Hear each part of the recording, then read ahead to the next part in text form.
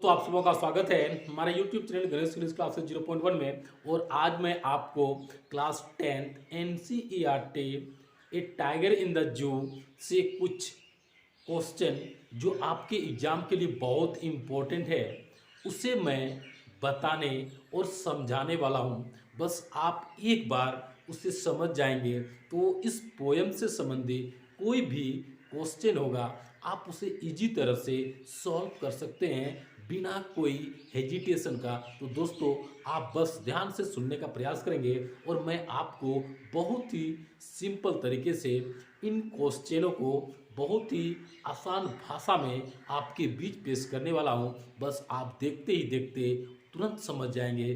ये आपके लिए बहुत ही इम्पोर्टेंट है तो आप इसे देखने का प्रयास करेंगे। सबसे पहले आपको ये देखना है कि एक टाइगर इन द जू जो है ना, ये जो पोयम है ये पोयम किसके द्वारा लिखी गई है। तो ये लिखा गया है आपके द्वारा लेस्ली नॉरिस, यानी इस poem a tiger in the zoo this poem has been written by Leslie Norris. Means Leslie Norris is the poet of this poem a tiger in the जू।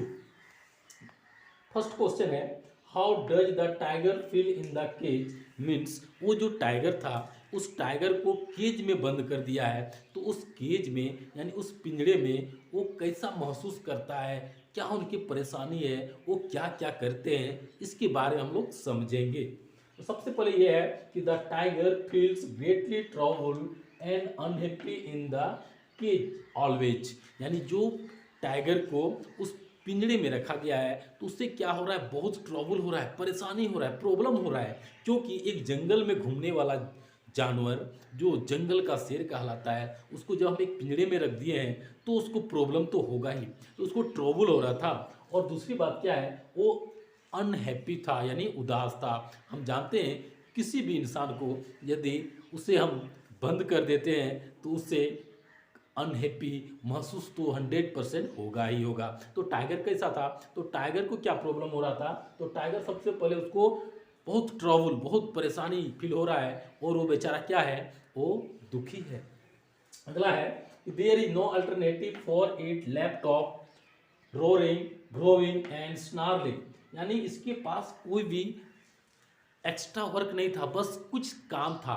यानी उस पिंजरे में जब था तो वो क्या करते, कुछ काम कर सकते थे। तो क्या क्या कर सकते थे, यानी सबसे पहले ये क्या था, ग्रोइंग, यानी वो दहाड़ते थे, गर्जन करते थे। यानी गरजना तो चाहे छोटा सा भी जगह में होगा ना फिर भी वो गरज सकता है, तो गरजता था। दूसरी बात है क्या, ग्रोइंग मतलब कुछ आगे लपकता था, यानी बढ़ने के लिए वो प्रयास करता था, यानी गरजता था और आगे बढ़ने के लिए प्रयास करता था। दूसरी बात क्या है, एंड स्नार्लिंग और खर्राटे लेकर सोता था। यानी क्या करता, गरजता था, कुछ आगे बढ़ता था और खराटे लेता था। बस इसकी छोड़कर इसके अलावा उसके पास कोई काम नहीं था। अगला देखते हैं in the cage he goes on moving the few steps on the pad of velvet quiet. यानी वो क्या कर रहा था, वो जो पिंजरा था ना उसमें कुछ स्टेप जाता था, फिर उससे घूमता था, फिर कुछ जाता था और फिर से घूमता था। यानी कुछ जगह में ही वो उसी में घूमता और फिरता था। यानी कुछ स्टेप लेता था और फिर उसमें करवट लेके वो घुमा फिरा करता था। ये उसका क्या हो गया, ये आपका आंसर हो जाता है किसका, how does the tiger feel in the cage. यानी वो कैसा महसूस करता है। दोस्तों आपको ये समझ में आ गया होगा कि एक पिंजरा है, उस पिंजरा में उस टाइगर को रख दिया है तो उसको क्या हो रहा है, सबसे पहले बहुत प्रॉब्लम हो रहा है और वो उदास है। दूसरा लाइन क्या बोलता है, उसके पास बस कुछ ही काम करना है, क्या, तो गरजना, कुछ आगे बढ़ना और खराटे लेकर सोते रहना, ये उसका काम था। अगला क्या बोलता है, in the cage he goes on moving the few steps on the pads of velvet quiet. और वो जो वेलवेट क्वाइट जो था ना उस पर क्या था, कुछ दूर वो घुमा फिरा करता था, यानी कुछ स्टेप लेता था और घूमता और फिरता था, बस इतना ही काम था। यानी यही उसको केज में हो रहा था, फिर आगे कुछ नहीं था। अगला देखते हैं कि how does a tiger create terror for the villagers. यानी एक आतंक मचाता था, कौन, वो जो टाइगर था ना गांव में जाता था और एक आतंक मचा के रखा था, यानी सारे गांव वालों को परेशान करके रखा था। गांव वाले उससे पूरा भयभीत रहा करता था। तो क्या क्या कारनामा इस टाइगर का था विलेजेस के लोगों के साथ। तो देखेंगे the tiger creates terror for the villagers because the tiger moves around the village. यानी वो क्या करता था, वो गांव के जो अगल बगल होते थे ना उसमें वो घुमा करता था। और हम जानते हैं कि एक टाइगर जब गांव में आ जाता है तो तहलका मचा देगा। तो वो जब वो घुमा फिरा करता था तो सारे लोग क्या होते, डर के मारे दुबक के रहते थे। देखते हैं अगला, all the villagers became very fearful due to attack and kill them. यानी वो ये फियरफुल था, उसके पास ये डर भय था कि वो हम पर आक्रमण करेंगे और आक्रमण करके हमको क्या करेंगे, मार देंगे। और मार के मेरा जान क्या करेगा, वो खतरे में डाल सकता है या तो जिंदगी से समाप्त कर सकता है और हमें क्या करेगा, वो खा जाएगा। यानी मार के मेरी जिंदगी को समाप्त कर देगा, ये उससे डर भरा हुआ था। अगला देखते हैं क्या करता है, the structure of the tiger was very horrible. और इसका जो स्ट्रक्चर था, बनावट बहुत ही भयंकर था। यानी टाइगर का जो बनावट होती है, स्ट्रक्चर होता है, बहुत ही खतरनाक होता है। तो इसका बनावट भी क्या था, बहुत खतरनाक था। क्यों? और दूसरी बात क्या है, ये जंगल में क्या करता था, इधर से उधर घूमता था। कहाँ पर, तो गांव के अगल बगल में घुमा करता था। दूसरी बात है, यहाँ के लोगों क्या थे, सारे भयभीत से चुपचाप दुम छुपा के रहा करते। क्यों? उसको डर था कि वो मुझ पर आक्रमण करेगा और मुझे मार डालेगा, यानी मार के खा जाएगा, ये डर था। दूसरी बात क्या है कि जो स्ट्रक्चर था, उसका जो बनावट था वो बहुत ही विकराल था, बहुत ही भयंकर था, बहुत ही खतरनाक था, यानी बहुत ही भयानक था। और इसीलिए जो गांव के लोग थे वो डरे हुए थे। अगला देखते हैं हम लोग कि ये नेक्स्ट क्वेश्चन क्या है, what does the tiger do at night. यानी रात में ये टाइगर क्या करता है। तो रात में इसका जो कारनामा है उसका क्या क्या है, इसको हम लोग देखेंगे।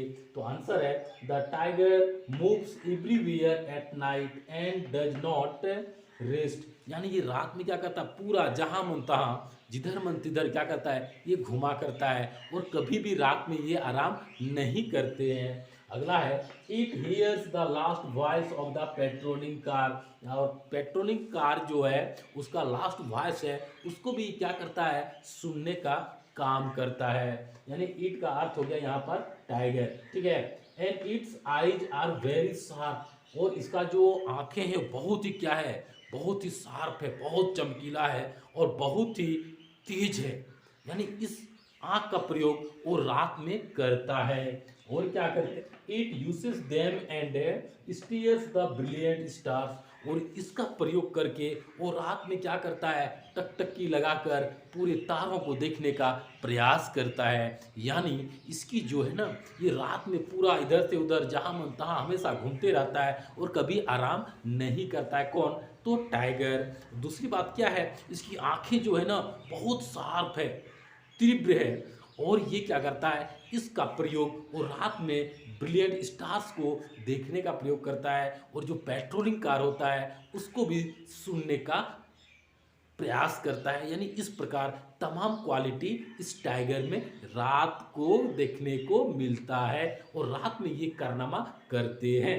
अगला है, how is the tiger in the cell, how does he react to the visitors. How is the tiger in the cell, यानी सेल में वो जो उसका सेल है उस पर वो कैसे है। और दूसरा है कि how does he react to the visitors. और जो विजिटर्स लोग आते हैं, जो आगंतुक लोग इधर से उधर जाते हैं, उस पर क्या रिएक्शन होता है। यानी वो जो सेल है, जो पिंजरा है, उस पर वो कैसे है। और जो आगंतुक लोग आते हैं, मेहमान लोग इधर से उधर आते रहते हैं, तो उस पर उसका क्या प्रतिक्रिया होता है, उसको देखना है। तो ये क्या लिखा है, tiger is present among the cells of iron bars. यानी जो उसका पिंजरा बना है ना, तो पिंजरा में क्या है, इस प्रकार से बहुत सारे सेल्स लगा हुआ है। यानी जो पिंजरा उसमें आयरन बार लगा हुआ है, यानी जो लोहा का छड़ है वो रड लगा हुआ है। और क्या करता है देखते हैं कि बोलता है, due to these bars he can not come out from the zoo, या तो केज। और इस बार्स के कारण, इससे जो छड़ें लगी है इसके कारण वो उससे बाहर नहीं आ सकते हैं। नेक्स्ट क्या बोलता है, he walks on the way of certain cage and ignores the visitors. और अपना जो उसका केज है उसी में वो क्या करते हैं, घूम घूम के अपना जीवन बिता रहे हैं और जो विजिटर्स लोग आ रहे हैं उस पर भी क्या कर रहे हैं, वो आक्रमण करने का प्रयास नहीं कर रहे हैं। क्यों? क्योंकि उसको पता चल गया है कि हम इस पिंजड़े के बाहर नहीं जा सकते हैं, और इसीलिए क्या किया, अब वो इग्नोर कर रहा है कि जाने दो, ये सब मेरे लिए नहीं है। यानी कहने का अर्थ हुआ उसने बहुत प्रयास किया, लेकिन जब उसका प्रयास सफल नहीं हो पाया, उसको ये पता चल गया कि हम इस आयरन बार्स के बाहर नहीं जा सकते हैं, ये पिंजरा के बाहर नहीं जा सकते हैं। जब बाहर जा ही नहीं सकते हैं तो कोई लोग आ रहा है या जा रहा है उस पर मेरा कोई फायदा नहीं हो सकता है। इसलिए इसने क्या किया, इग्नोर करना प्रारंभ कर दिया, यानी बोला चलो ये सब मेरे लिए नहीं है। तो दोस्तों आपको मैंने क्या किया, ये टाइगर इन द जू जो आपका पोयम है, इससे कोई भी क्वेश्चन होगा ना, ये 4 क्वेश्चन जो मैंने आपको बताया, इन 4 क्वेश्चन में ही आपका एक क्वेश्चन 100% रहेगा। तो दोस्तों आप क्या करेंगे, इसे एक बार पढ़ लेंगे और फिर आप प्रयास करेंगे, आपका एग्जाम बेस्ट होगा। तो दोस्तों फिर हम लोग अगले वीडियो में मिलेंगे अगले टॉपिक के साथ, तब तक के लिए थैंक्स, बाय।